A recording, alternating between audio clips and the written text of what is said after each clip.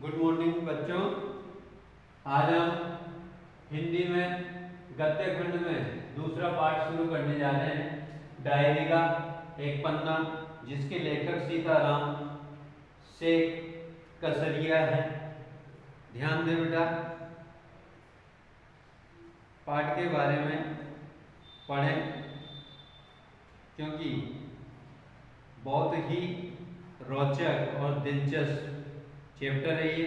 सबसे पहले तो सीताराम जी के बारे में हम पढ़ें। 1892 में राजस्थान के नवलगढ़ में जन्मे सीताराम से कसरिया का अधिकांश जीवन कोलकाता में बीता। व्यापार व्यवसाय से जुड़े से कसरिया अनेक साहित्यिक, सांस्कृतिक और नारी शिक्षण संस्थाओं के प्रेरक, संस्थापक, संचालक रहे। महात्मा गांधी के आह्वान पर स्वतंत्रता आंदोलन में बढ़ चढ़कर हिस्सेदारी की। गुरुदेव रविंद्रनाथ ठाकुर, महात्मा गांधी, नेताजी सुभाष चंद्र बोस के करीबी रहे। सत्याग्रह आंदोलन के दौरान जेल यात्रा भी की। कुछ साल तक आजाद हिंद फौज के मंत्री भी रहे। भारत सरकार ने उन्हें 1962 में पद्मश्री सम्मान से सम्मानित किया। सीताराम जी को विद्यालय शिक्षा पाने का अवसर नहीं मिला। स्वाध्याय से ही पढ़ना लिखना सीखा। स्मृतिकण, मन की बात, बीता युग, नई याद और दो भागों में एक कार्यकर्ता की डायरी उनकी उल्लेखनीय कृतियां है। पाठ परिचय पढ़ रहे हैं। पाठ प्रवेश। अंग्रेजों से देश को मुक्ति दिलाने के लिए महात्मा गांधी ने सत्याग्रह आंदोलन छेड़ा था। इस आंदोलन ने जनता में आज़ादी की अलग जगह। देश भर से ऐसे लाखों लोग सामने आए जो इस महासंग्राम में अपना सर्वस्व न्यौछावर करने को तत्पर थे। 26 जनवरी 1930 को गुलाम भारत में पहली बार स्वतंत्रता दिवस मनाया गया था। यह सिलसिला आगे भी जारी रहा। कब मनाया गया पहला स्वतंत्रता दिवस? 26 जनवरी 1930 को गुलाम भारत ने पहली बार स्वतंत्रता दिवस मनाया था। यह सिलसिला आगे भी जारी रहा। आज़ादी के 2.5 साल बाद 1950 में यही दिन हमारे अपने गणतंत्र के लागू होने का दिन भी बना। प्रस्तुत पाठ के लेखक सीताराम जी आज़ादी की कामना करने वाले उन्हीं अनंत लोगों में से एक थे। वह दिन प्रतिदिन जो भी देखते, सुनते और महसूस करते थे उन्हें अपनी निजी डायरी में दर्ज कर लेते थे। यह क्रम कई वर्षों तक चला। इस पाठ में उनकी डायरी का 26 जनवरी 1931 का लेखा जोखा है। नेताजी सुभाष चंद्र बोस और स्वयं लेखक सहित कलकत्ता के लोगों ने देश का दूसरा स्वतंत्रता दिवस किस जोश खरोश से मनाया। अंग्रेज प्रशासकों ने उन्हें इसे अपना अपराध मानते हुए उन पर और विशेषकर महिला कार्यकर्ताओं पर कैसे कैसे जुल्म ढाए, यही सब इस पाठ में वर्णित है। यह पाठ हमारे क्रांतिकारियों की कुर्बानियों की याद तो दिलाता ही है, साथ ही यह भी उजागर करता है कि एक संगठित समाज कृत संकल्प हो तो ऐसा कुछ भी नहीं जो वह न कर सके।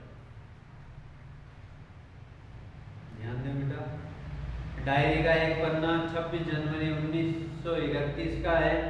क्या कहा है? 26 जनवरी, आज का दिन तो अमर दिन।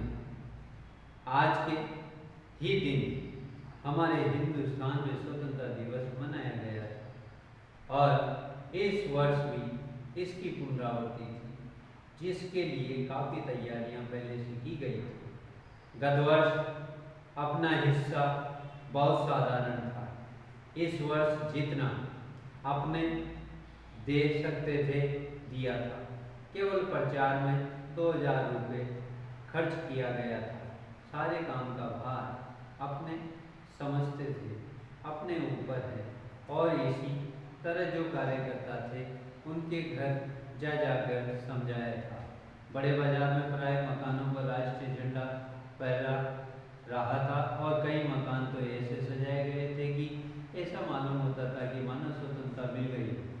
कलकत्ते के प्रत्येक भाग में ही झंडे लगाए गए थे। जिस रास्ते से मनुष्य जाते थे उसी रास्ते में उत्साह और नवीनता मालूम होती थी। लोगों का कहना था कि ऐसी सजावट पहले नहीं हुई। पुलिस भी अपनी पूरी ताकत से शहर में गश्त देकर प्रदर्शन कर रही थी। मोटर लॉरियों में गोरखे और सार्जेंट प्रत्येक मोड़ पर तैनात थे, यानी पुलिस वाले हर जगह मोटर गाड़ियों पर तैनात थे। कितनी ही लॉरियां शहर में घुमाई जा रही थी। घुड़सवारों का प्रबंध था। कहीं भी ट्रैफिक पुलिस नहीं थी। सारी पुलिस को इसी काम में लगाया गया था।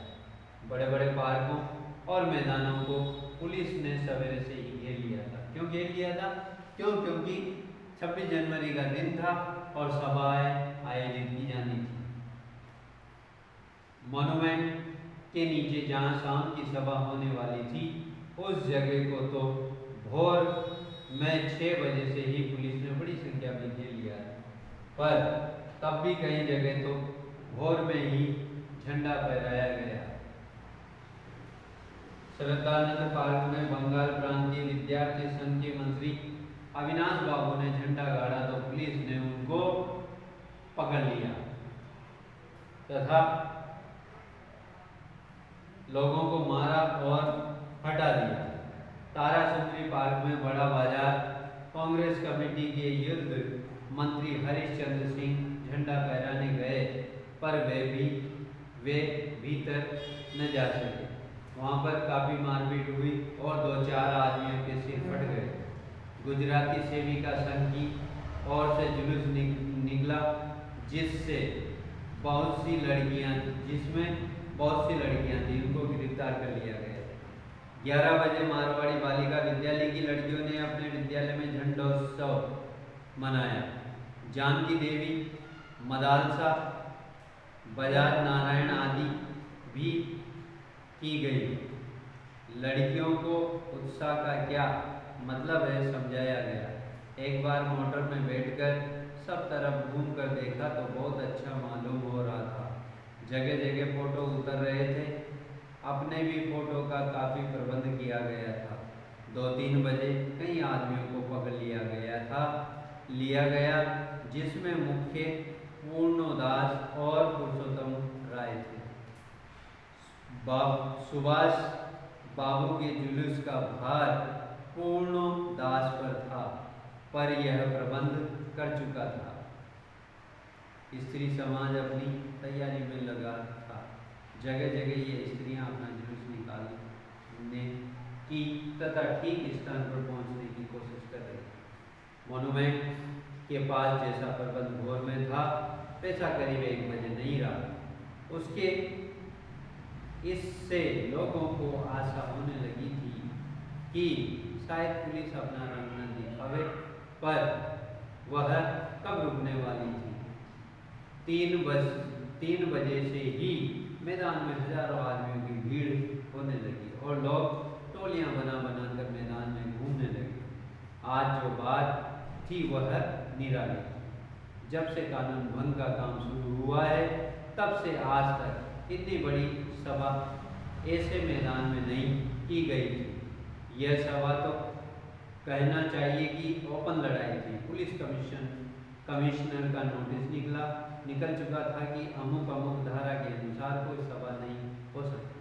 जो लोग काम करने वाले थे उन सबको इंस्पेक्टरों के द्वारा नोटिस और सूचना दे दी गई थी। आप यदि सभा में भाग लेंगे तो दोषी समझे जाएंगे। उधर काउंसिल की तरफ से नोटिस निकाला गया कि मॉन्यूमेंट के नीचे ठीक 4:24 पर झंडा फहराया जाएगा तथा स्वतंत्रता की प्रतिज्ञा पढ़ी जाएगी। सर्वसाधारण की उपस्थिति होनी चाहिए।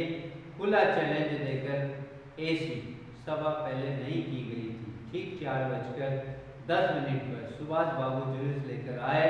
उनको चौरंगी पर ही रोका गया, पर भीड़ की अधिकता के कारण पुलिस जुलूस को नहीं रोक सकी। मैदान के मोड़ पर पहुंचते ही पुलिस ने लाठियां चलानी शुरू कर दी।